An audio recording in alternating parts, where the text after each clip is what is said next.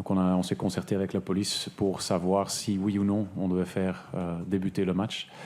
Mais la conclusion était assez rapidement qu'il n'y avait pas encore assez d'éléments pour pas assez de confirmation de tous les éléments, et qu'en soi, l'enceinte du stade était à ce moment-là le lieu le plus sûr pour nos supporters, mais surtout pour les supporters suédois. Donc il a été décidé de laisser le match débuter. Et bien sûr, nos capitaines étaient d'accord. Effectivement, si les Suédois ne voulaient plus jouer, que bien sûr, nous non plus, on n'allait pas le jouer non plus. Et donc, à ce moment-là, il a été décidé que le match ne reprendrait pas. Et à ce moment-là, en fait, c'était surtout le reste du déroulement était dans les mains de la police, qui devait décider comment on allait évacuer le stade. Et puis, on a décidé que le stade se vide tribune par tribune. Et bien sûr qu'on allait terminer avec la tribune des supporters suédois, parce que la police va leur donner un escorte pour qu'ils puissent aller en toute sécurité à leur hôtel.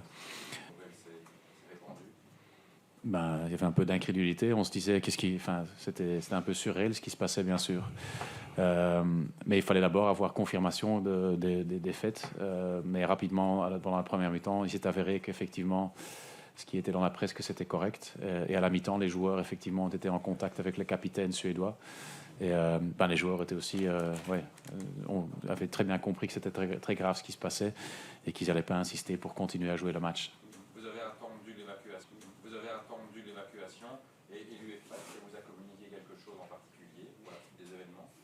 Non, pas encore. On va être en contact avec eux pour voir comment on va régler ça. Mais c'est le moins important aujourd'hui. En fait, tout le monde pouvait quitter le stade comme il était prévu. Donc il y a certains joueurs qui allaient retourner à Tubize, il y en a d'autres qui avaient leur voiture ici sur le parking et qui vont donc juste rentrer chez eux. Y compris à l'étranger?